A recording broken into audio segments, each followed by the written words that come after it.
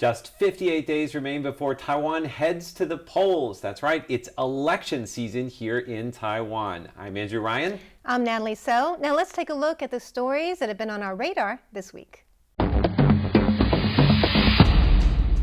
KMT presidential candidate Han Kuo-yu has named former Premier Zhang San-zheng as his running mate. Zhang says that he will be an active vice president, and not, as he put it, just a mascot. People First Party chairman James Soong has announced that he will run for president. This will be Soong's fourth presidential bid since 2000, and, he says, it will be his last.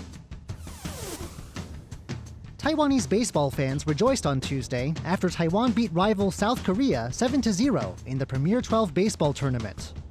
The tournament is a qualifier for the 2020 Olympics, so if Taiwan can keep up its momentum, it just might be headed to Tokyo in 2020. Norwegian triathlete Gustav Iden got a rapturous welcome in Changhua County this week. The central county is home to a temple that he accidentally made famous. Iden and the temple both shot to fame after he was photographed wearing one of the temple's hats when crossing the finish line of a big race. The runner says he picked the hat off a street in Japan where it had been dropped and just decided that he liked it. And one of the stories under the radar this week is something that happened under the ground. A flaming mud volcano erupted in Pingdong County, creating both a spectacle for photographers and a headache for local farmers.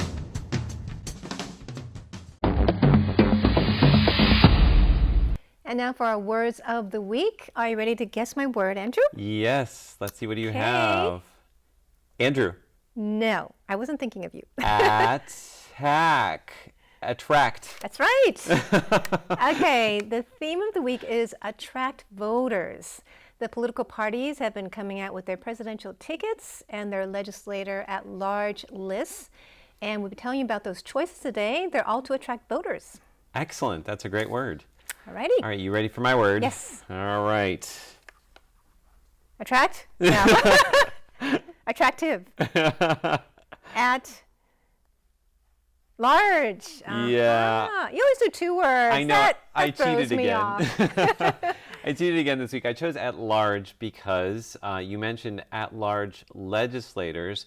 So when I have at large here, I hope you're not thinking I'm talking about criminals. We're talking about politicians. Now, when it is related to politicians, this means the legislator is not connected to a specific constituency or area. That means that they are connected to the party. Sounds a little bit confusing. Well, I'm going to tell you a little bit more about that in today's Taiwan Explained. All right, let's put these on the shelf. Plus, do you know where this is? This is what's known as a sea of clouds. It's part of an incredible time-lapse video of some of Taiwan's most scenic places. So where in Taiwan is that? We'll have the answer for you at the end of our show. Now for our top story, People First Party Chairman James Soong is running for president. This is his fourth time. Now let's take a look at what he had to say at his announcement this week.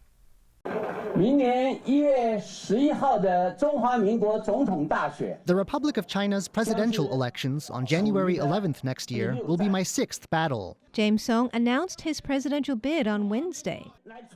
My motto has always been, good things come to those who work hard.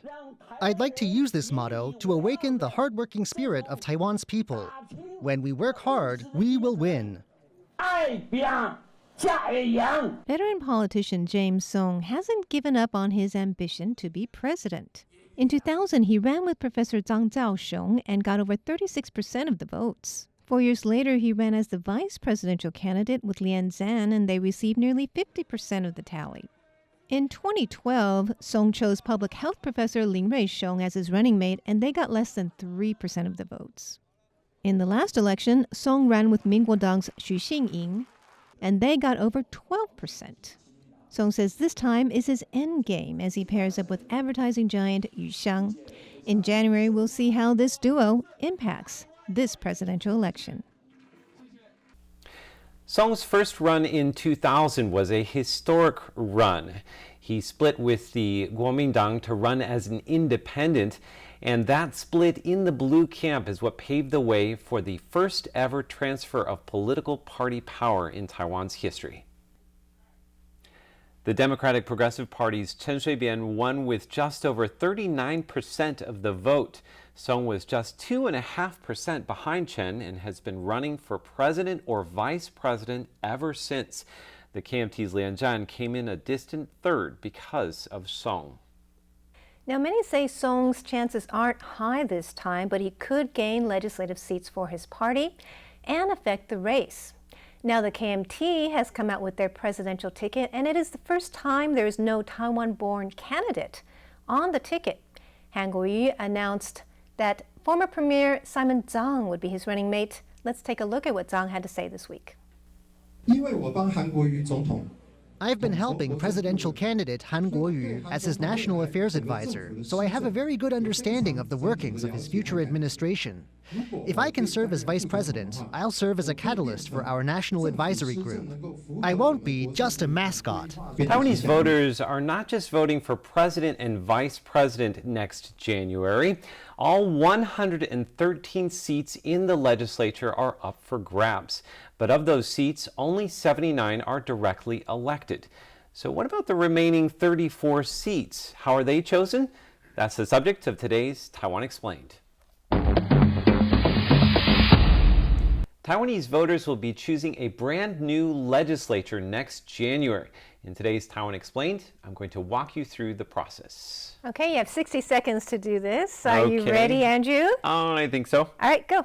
All right, let's start by looking at the legislature as it is right now. So as you can see, there are 113 seats all up for grabs. Right now, the ruling Democratic Progressive Party, that's the green seats, they have well over a majority, followed by the Kuomintang with the blue seats. The remaining seats are held by small parties and independents. Now, of the 113 seats, 73 of them are directly elected. An additional 6 seats are filled by Taiwan's indigenous population. And the remaining 34 seats are legislators at large, and they're filled by a party vote. Now, they introduced the party vote back in 2008, and basically you get an extra ballot that looks a little bit like this. All the parties are lined up on it, and you use a rubber stamp to put a chop above the party that you want to select. Now, the number of legislator at large seats is determined by the results of this vote. Each party has lists of their candidates in order ranked by priority. So if you're at the top of the list, chances are you'll get elected. Perfect, Andrew. Nice job. Thank you. Okay, so we know that the lists have come out for most of the parties. Are there any interesting candidates on the list? Yes. Well, what's interesting is as of recording time, all of the parties except for one, the DPP, have released their lists.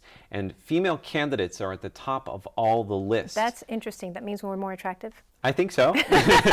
Well, I think is usually what happens is they're trying to get people on the list that will get people to vote for the political party for that vote. Maybe the women will come out, or the people who like these women. Or people who are not, usually seen in the legislature. So it's candidates that are a little bit different, minority candidates, new immigrants, people with disabilities, people who usually don't have a shot at being in the legislature. This is a great chance for the parties to use these candidates to attract voters.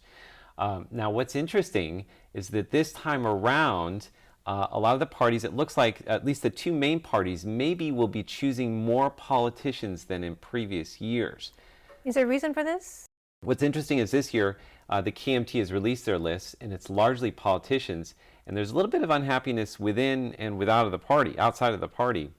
They're saying the DPP might also do the same thing because they're worried that they're not going to have the majority, and they need people who can push their agenda in the legislature. But who knows if it'll work for them or against them, right? Exactly. All right. So, well, thanks for that, Andrew. And that's our Taiwan Explained for the week. On Who in Taiwan this week, our mystery person is a famous person. All right, so on buzzer number 1, we have Andrew, Ryan, and buzzer number 2, Leslie Liao.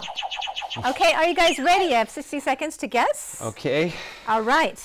This person's rivals have been giving this person a hard time recently. This person has literally shed blood on the job recently. This person is popular on social media. This person was on the Time 100 list. This person's parents are from Taiwan. This person is a prominent... Yes. Is that Jeremy Lin? Yes! Yay! He shed blood? Well, okay, so he started playing for the Beijing Ducks past couple weeks. He's been doing great, averaging 25 points. But the first time his elbows and his knees, because the defense are really like intense on him. Wow. So they're giving him a hard time, but he's doing great. Wow. And so The Beijing Ducks, I didn't know that was even a team. I'm The sorry. Shogun Well, Beijing now you Ducks. I did know. that on hashtag. I didn't know remember? ducks were known for their basketball prowess. so he just started playing a couple weeks ago, and he's been in the news. He's doing great. You lost me to And- shed blood. I was one of the blood war heroes. I just assumed it was election related, so I just was like, wow. I thought you might think it was politics or something. Yeah. But I mean, he's very easy to guess. If Yeah. I said anything else, Right, if NBA you'd said player, basketball. basketball, Right. yeah. Taiwanese American, Asian American. I mean, I know you're the sports guy, but like she did it in a way that like I could get it. I didn't realize he shed blood. I'm still hung up on that. He's time 100. Like, So thanks a lot, you guys. That was fun. Yeah. And that's our Who in Taiwan for the week. And next up, we have Taiwan by number. In Taiwan by number this week, we're going to be talking about our furry friends or pets in Taiwan. Now, you guys know that pets have been increasing at a rate of 10% lately. Every couple year? years. Past couple of years. Wow, okay. Whereas the birth rate has been declining by about 4%. Hmm. So So people are having dogs, not kids. yes. So my question for you is, when is the number of pets going to outnumber the number of kids 15 and younger? What year? What year? For that Mm-hmm. year? Yeah, my when do the goodness. pets you mean outnumber it the hasn't kids? already happened? Oh, goodness. I'm going to say 2023. Okay. I'm going to go 2022. All right. Is the price Okay. of right? Is the price of right? So before we take a look at the answer, let's take a look at this video. This is Niu Niu, a police dog whose job is to patrol a neighborhood in the southern city of Tainan. Niu Niu does a pretty good job, but she not only helps the police, she also enjoys playing with children. Tainan's vocational pet training center trains stray dogs like Niu Niu. Holding up 2 fingers like this means bark twice. Once they are trained, they can become campus dogs or guard dogs, depending on their personality. Dog trainer Huang Lianfa said it takes half a month for strays to learn simple commands. The dog is learning to sit on command. It's a win-win situation for all. Training stray dogs also relieves overcrowding in animal shelters because well-trained dogs are in demand. That's such a great video. You know, you know what they call it when dogs learn how to do a job? On the dog training. Sorry. Throw me a bone here, Andrew. Throw me a bone. Woof woof. All right, sorry. I had to Okay. say that. Okay, so I had a question for you guys. When are our pets going to outnumber our children in Taiwan? And you said 2023? 2022. 2023 and Yes. 2022. Let's take a look at the answer. It's next year. What? Wait, what? Yeah, the end of next year, the latter half of next year. Wow. So that's the pets are growing really. That's quickly, a big aren't they? concern. I'm going to move all my money out of baby formula into pet food. That's a good Okay, investment. so we should learn more about our cats and dogs, right? Yes. And we just had a video about stray dogs. So let me ask you, the government actually has an estimate of how many stray dogs are in Taiwan. What was their estimate for last year? Stray dogs in Taiwan Mm-hmm. last year. I think you need to go first, Leslie. Take a wild guess. Stray dogs, like 250,000? Okay. I'm going to say, oof, that's a good guess. 250,000. Okay, 249,999. Okay, let's take a look at the answer. Yes, I win. 146. You were closer. 146,773. That's They're very pretty good. specific, right? Yeah, it's very specific. How do they get that kind of a specific I don't guess? know. They do it by county, and Okay. somehow they came to that number. Excellent. Okay. Yeah. So they're keeping track. Mm-hmm. All right. So another question is, you know, people acquire their pets in many ways. For dogs, they might adopt one from the shelter, or take in a stray dog, or it might be a gift, or it could be purchased. So how many of the pet dogs have been taken in as stray dogs? from the street. How many what percentage? Straight from the street? Yes. Oh, So wow. what percentage of the pet dogs have been taken straight from the street? There are pretty big campaigns for like rescuing dogs now. But usually they go through like shelters and stuff, no?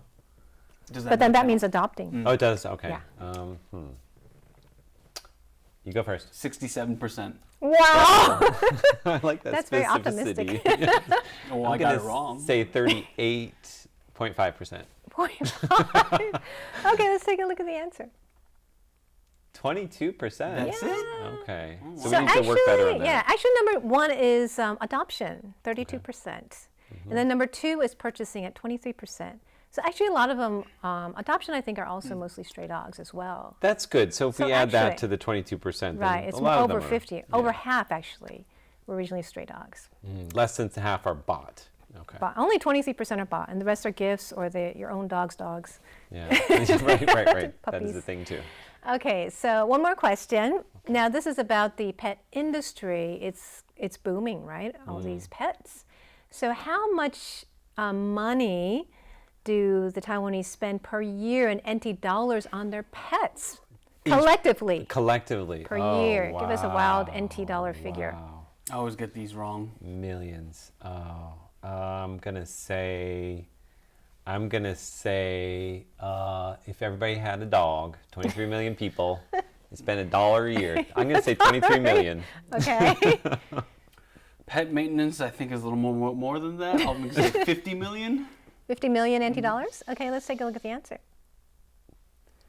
50 50 billion. Yeah, they spend a lot more than that. Wait. Now, they don't have health insurance.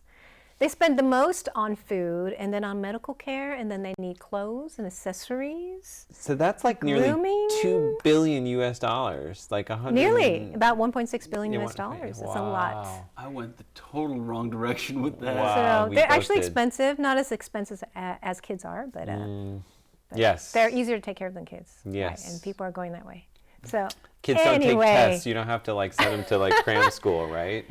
I mean, kids do. Pets. Pets don't, right? Thank heavens there are no cram schools for pets. Well, thank you so much. Sure. That is today's Taiwan by Number. Up next, #Taiwan. Leslie Liao is going to tell us what's trending in Taiwan. All right, guys, so this week there's a lot to unpack, so I'm just going to come right out with it. Last week, China introduced 26 new incentives to attract Taiwanese people and businesses to move to China, and this was seen as a tactic to kind of bring the two sides closer together and unify Taiwan and China. Now, that same day, a news anchor from China Central Television actually said the words, "Wan Wan come home," Wan Wan being her cute nickname for Taiwan. Now, the internet being the internet responded. Independent legislator Hong Se-yong actually said in a picture, she said, "No thanks, the people of Taiwan are already home." Now, that's as tame as it's going to get. Do you guys remember Ah Ray, the internet artist who did a bunch of pictures for Tsai Ing-wen? Yeah, those were nice. cartoons, That's right. He All came blue and out white, with right? this picture. And this cartoon shows that the anchor, after she says Wan Wan comes home, her face kind of opens up into this grotesque monstrosity that can only be said to be made of pure condensed nightmare fuel. Now, the monster here is actually taken from a Japanese comic book series called Parasite. Okay, and then some people, they actually had fun with the wordplay, you know, the whole Wan Wan thing.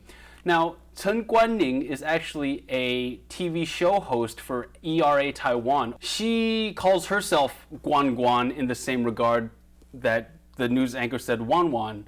And this is what she said. Check it out. 所以要是有个主播说弯弯回家吧，那关关就回应你弯弯不回家，香香被家暴，请你停止对香香的家暴。星星跟西西都被监控，然后香香被家暴，所以弯弯不回家。弯弯看到西西、星星跟香香，看都怕死了。而且弯弯不喜欢爬墙，弯弯喜欢有网络自由。谁要跟你回家没有网络自由要爬墙啊？ Now that is what I call a mic drop. Anyway, here's the Leslie Liao pick of the week. This picture was posted by a user from Suzhou University. In it, after the anchor says, "Wan Wan come home," two penguins that represent Taiwanese businesses in China kind of look at each other and say, all right, we'll come home. And then they go back to Taiwan to reinvest in the country. Now, this has been a landmark year for reinvestment in Taiwan by Taiwanese businesses in China. In fact, they've already pledged up to $23 billion in reinvestment in Taiwan again. That's due to the U.S.-China trade war, actually. So we're one of the biggest winners of that war. $23 billion is a big payout. Those penguins, I have to say, are pretty cute. They are cute. They're like Finn and Finn rushing back. So we do welcome them home. That's right. So I think there's different ideas of home that we're talking about. That's China right. says they're home and we're here home. And the penguins say, all right, we'll go home. I thought their home was like the South Pole. And I'm so confused. the internet, doesn't make sense. Who would have thought? Okay, thanks, Leslie. That was really interesting. And that is Taiwan's hashtag Taiwan for the week. Do follow us on social media and leave a comment below. We'd love to hear from you. Recently, there was a national diabolo competition here in Taiwan. Now, have you heard of diabolos before? Yes, my kids learned them in school. Really? Yeah, They call them it's a thing. It's a PE thing. It's incredible. It's like, it looks like a two-headed top on a string. They call it a Chinese yo-yo as well. A Chinese yo-yo as well. Well, I saw some videos of this and it blew my mind, so we decided that we had to share them with you. So let's have a look at this. This is actually a national competition. So that just took place this week on Sunday. One of these will be representing Taiwan in a global competition that we're going to host next year. So these are all the contenders. Quite Leslie, amazing. you can do that, right? Did you do this when you were going to school here? No, and I learned some in the States, but never to this degree. This is just incredible. It almost looks like a hip-hop dance competition. Yeah, isn't it cool? And they make them look like superstars. They've got the lighting, they've got the music. Okay, so now they're going to announce the winner. Who is it? It's Yeah. Soong. So he's the champion and he'll be representing Taiwan next year in the global competition. Finally today, where in Taiwan? Now at the top of the show, we showed you a photo and asked if you knew where it was. Let's take one more look at that photo. This is a scene from Timelapse Taiwan, a new video by a Malaysian student in Taiwan. Now, where in Taiwan is this? Well, let's take a look at this video. This is the sunrise at Hohan Mountain and the Dark Sky Park, all captured by Malaysian student Feng Yehui.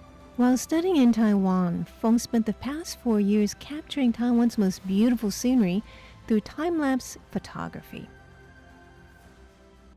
Before I leave Taiwan, I wanted to give something to Taiwan. I hope these works don't just receive a lot of attention, but rather leave a lasting impression on the people of Taiwan. Another beautiful sunrise, Feng captured above fields of Asian knotweed in Nantou County. This is an amazing shot of the indigenous Talampo village in Hualien. And Taichung's sea of cosmos flowers. I came across a weasel once. I was the only one taking pictures at the peak of Hehuan Mountain then, and he stole my dinner. He climbed Hehuan Mountain 150 times, carrying 20 kilograms of equipment to make Timelapse Taiwan, giving the people of Taiwan a stunning new look into their beautiful land. Isn't that incredible? Yes, we'll have a link to the full video below. I mean, that's an amazing video. Sometimes living in Taipei, we forget how beautiful Taiwan can be, right? Definitely. Well, we hope you enjoyed this inside look at Taiwan this week. Be sure to follow us on social media. Yes, and leave a comment below. We would love to hear from you. For Taiwan Insider, I am Natalie So. I'm Leslie Liao. And I'm Andrew Ryan. See you next week.